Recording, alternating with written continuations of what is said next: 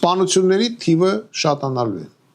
Շատ կարևոր է, մենք դա մեր մեջ ֆիքսենք, որ այս սպանությունը քաղաքական է։ Եվ քաղաքական սպանությունով միշտ եւ սովետական միությունում եւ դրանից հետո նորմալ երկրներում, եթե դա վերաբերվում է Ամերիկայի Միացյալ Նահանգներին, դրանով զբաղվել է ՖԲՌ-ը, եթե վերաբերում է Ռուսաստանին, դրանով զբաղվում է ՖՍԲ-ն, Դաշնային անվտանգության ծառայությունը, եթե դա վերաբերվում է Հայաստանին, ըստ լոգիկայով դրանով պետք է զբաղվի ԱԱԾ-ն։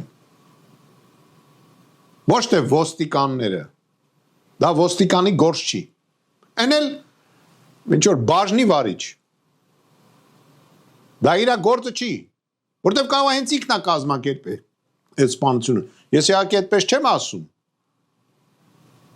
Չեմ ասում պետք է ԱԱԾ-ն զբաղվի ու կենտրոնական ապարատը պետք է զբաղվի, նույնիսկ տարածքային ԱԱԾ-ն իրավունք չունի զբաղվի,